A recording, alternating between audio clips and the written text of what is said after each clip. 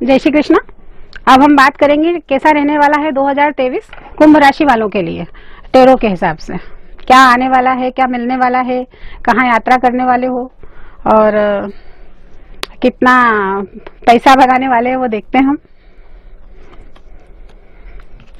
3 of paints, ओहो, the world,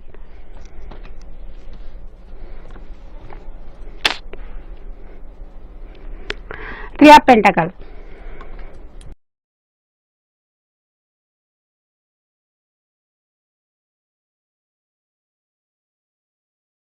अब आप देखिए कि नंबर से भी अपन चले तो 2 बार गुरु आ रहा है इसमें। गुरु की बड़ी विशेष कृपा रहने वाली है इस बार कुंभ राशि वालों पे। और इस पूरे साल में मैं आपको बोल रही हूँ, एक छोटा सा टिप्स दे रही हूँ कि पूरे साल आप येलो कलर का जितना इस्तेमाल करेंगे वो आपके लिए, आपकी आर्थिक उन्नति में बहुत फायदेमंद रहने वाला है। यानी आपका कोई प्रतिष्ठान हो, जहाँ बिजनेस आप कर रहे हो या आपका ऑफिस है, उसमें अगर आप एक वॉल पे येलो कलर करवाते हो तो वो आपके लिए बहुत अच्छा रहने वाला है। दूसरे नंबर पे ये चीज है कि आर्थिक पक्ष तो एकदम मस्त, बिल्कुल बढ़िया। आप इतनी उन्नति करने वाले हो, बस आपके आसपास सारे पार्टी लेने वाले लोगों की कतार बनने वाली है।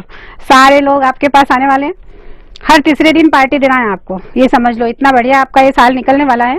और आपकी कुछ अगर पुरानी कहीं पे पैसा फंसा हुआ है तो वो आपके पास वापस आएगा। आपकी सरकारी कोई ऐसी प्रॉब्लम चल रही हो या कोई जिनकी पेंशन हो गई हो, उनका कोई लंबा चौड़ा अमाउंट अटका हुआ हो तो वो उनके निकलने की उम्मीद है। और आपको इमोशन से हट के काम करना है। अगर आपको अपनी इस प्रोग्रेस को और आगे लेके जाना है, आर्थिक उन्नति को, तो आपको अपने इमोशंस को छोड़ देना है। और मतलब काम कार्य क्षेत्र पे आप इमोशंस बिल्कुल मत रखो, भावनाएं बिल्कुल मत रखो। आप प्रैक्टिकल होके काम करो, क्योंकि आपका मिसयूज होगा और फिर जिस तरह से आपको फायदा चाहिए वो फायदा आपको नहीं मिलने वाला है। तो उसका आपको बहुत ध्यान रखना है। द वर्ल्ड, दुनिया आपकी मुट्ठी में, आप जो चाहोगे वो होगा, आपके हिसाब से सब चलेगा। अपने आपको किसी से कमतर आपको समझना नहीं है, वो आपका बिजनेस हो या आपकी जॉब हो। हाँ, लेकिन ये नहीं है कि बॉस के सामने जाके खड़े हो गए कि अभी हमको किसी से कम नहीं है। मतलब ये है कि आपके अंदर वो सारी योग्यता है और आप अपनी पूरी कार्य क्षमता को अपने उपयोग में ले रहे हो। आप अपनी पूरी शिद्दत से अपने काम को अंजाम देते हो, तो आप डिजर्व करते हो ये वाली सफलता जो इस वर्ष आपको मिलने वाली है। और लेकिन बस एक चीज का आपको ध्यान रखना है कि किसी भी जो परेशान लोग हैं, दुखी हैं, पीड़ित हैं, आप उनकी हेल्प करो, उनको दुखी मत करो। क्योंकि कभी कभी होता है कि सफलता के नशे में हमको याद नहीं रहता है कि हम किसी को क्या बोल रहे हैं, किसी के साथ हम क्या दुर्व्यवहार कर रहे हैं। तो हमको, वैसे आप नहीं करोगे क्योंकि आपका गुरु बहुत अच्छा है, लेकिन फिर भी कभी कभी कुछ चीजें होती है कि सफलता सिर पे चढ़ के नाचती है, तो वो नहीं होने देना है। अपना बैलेंस बना के चलना है। और आप एक चीज ये ध्यान रखना है कि किसी तरह की नेगेटिविटी से आपको इस साल बचना है ना। क्योंकि कोई नकारात्मकता, क्योंकि अब जब आपकी एक प्रोग्रेस, या फिर मैं ऐसा बोलूं आपको कि आप किसी को जो हो रहा है सामने, जो दिख रहा है वो तो ठीक है, लेकिन अगर नहीं दिख रहा है और जो आपको ही पता है, तो आप किसी से साझा ना करें वो चीजें कि आपने क्या अर्न किया है, आपका बिजनेस में इस साल की आपकी चार्जशीट कैसी बनी है, आपका पैसा कितना आया है, कितना कुछ हुआ है, वो सब किसी से जरूरी नहीं है आपको। क्योंकि आपके पास कुछ ऐसे नेगेटिविटी फैलाने वाले लोग हैं या कुछ ऐसे नकारात्मक लोग हैं जो आपको, जो आप उनकी हाय आपको लग सकती है कुल मिलाकर। तो उस चीज से आपको बचना है। और इसके लिए आपको सबसे बेस्ट है कि आप हर समय तो ध्यान नहीं रख पाएंगे, क्योंकि अपनी आदत से लाचार हैं हम, और हम बताते ही हैं किसी को। तो हम अपने गुरु को स्ट्रॉन्ग कर लें।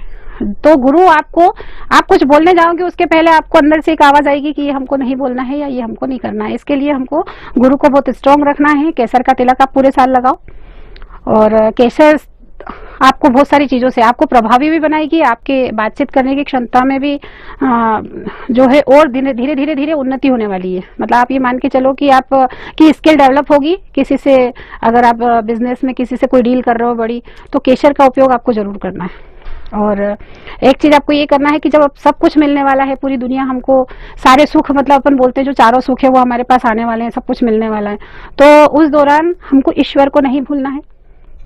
क्योंकि गुरु आपको ये याद दिला रहा है, क्योंकि दोनों आसपास के कार्ड से 3 नंबर के, वो आपको याद दिला रहे हैं कि आपको उस ऊपर वाले से जुड़ के रहना चाहिए। आप अपनी जमीन ना छोड़े, आप कितना भी ऊपर जाएं लेकिन आप अपनी जमीन से जुड़े रहें। और अपने घर में अपने जितने भी वृद्ध जन हैं या बड़े हैं उनका सम्मान करें। हो सकता है कुछ ऐसी परिस्थितियां बने जिससे आप बहुत विचलित हो जाएं, लेकिन आपको उस विचलन से अपने आप को बाहर निकालना है और उनका अपमान नहीं करना है।